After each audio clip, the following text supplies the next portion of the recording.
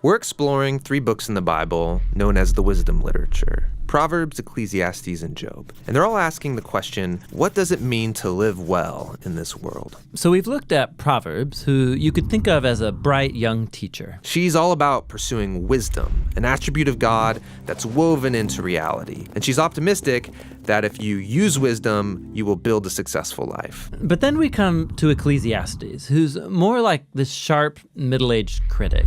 And he says, "You think using wisdom will bring you success.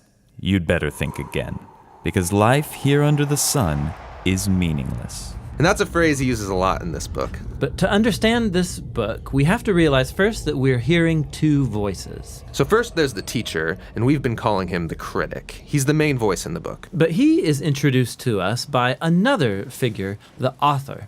And he's the one who's collected the critic's words, and then at the end of the book summarizes everything and gets the final word. So why does the author want us to hear from the critic? Well, he wants to turn your view of the world upside down, and he's going to let the critic explore 3 really disturbing things about the world. And we should warn you, these are pretty intense. Yeah, so the first is the march of time, or as the critic says, Generations come and generations go, but the earth, it's been here long before us and will be long after.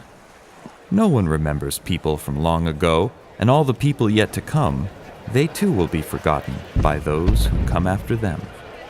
So on a cosmic scale, you and I, we are just a blip. Stars are born, and then they die and form planets which orbit new stars, and those planets, they change over time and eventually burn up. And amidst this cosmic backdrop, my entire existence is like a blink in time. Which leads to the critic's second disturbing observation, that we are all going to die. Humans face the same fate as the animals: death.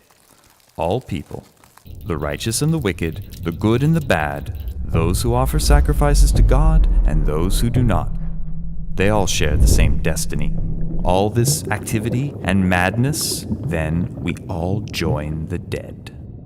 Man, this book is depressing. And so is the final disturbing thing for the critic, and that is life's random nature. So in Proverbs, life isn't random. There's a clear cause and effect relationship between doing the right thing and being rewarded. But the fact is that life doesn't always work that way. The critic has observed a glitch in the system. He calls it chance, or in his words, The race doesn't always go to the swift, or the battle to the strong, nor does food always come to the wise, or wealth to the brilliant, or favor to the educated. Time and chance happen to them all. So his point is that you can't really control anything in life. It's just way too unpredictable.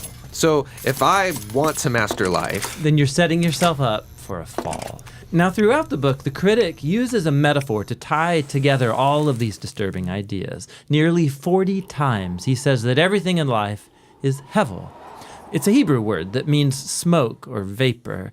Like smoke, life is beautiful and mysterious. it takes one shape, and before you know it, it takes a new shape. And smoke looks solid, but try and grab it, it'll slip right through your fingers. And when you're stuck in the thick of it, like fog, it's impossible to see clearly. Now, our modern translations have lost the metaphor, and they usually translate hevel as meaningless. But if you read closely, the critic isn't saying that life has no meaning, but rather that its meaning is never clear. Like smoke, life is confusing, it's disorienting and uncontrollable. So what are we supposed to do with all of it?